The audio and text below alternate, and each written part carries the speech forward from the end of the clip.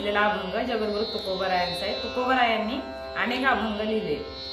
महाज्ञान देती जगाला अभंग किंवा जयाभंग नाही असे ते अभंग।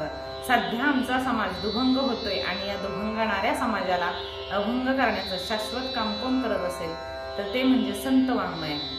आणि या संत वाङ्मयाचे पायिक आहोत आम्ही, साक्षीदार आहोत आम्ही। या महाराष्ट्रात आपण जन्माला आलो।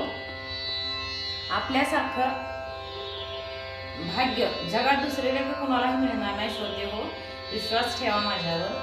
कीर्तन चांग होय अंग हरे रूप, असा भक्तीचा आगळा वेगळा आनंद ज्या एका माध्यमातून मिळतो ती नवविधा भक्तीतील श्रेष्ठ अशी असलेली कीर्तन भक्ती।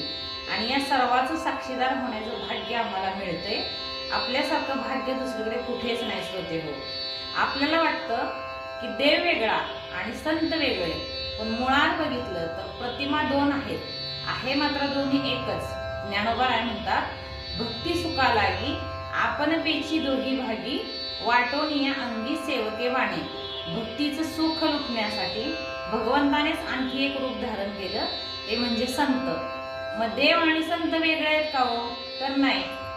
म्हणून प्रमाण देवते संत, देवते संत,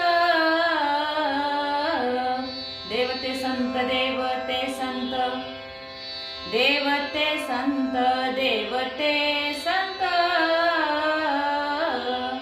देवते संत, देवते संत। निमित्त त्या प्रतिमा, निमित्त त्या प्रतिमा। ओ मी तो सांगत से भावे,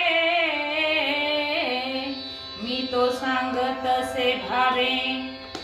देवते संत, देवते संत, निमित्त त्या प्रतिमा, निमित्त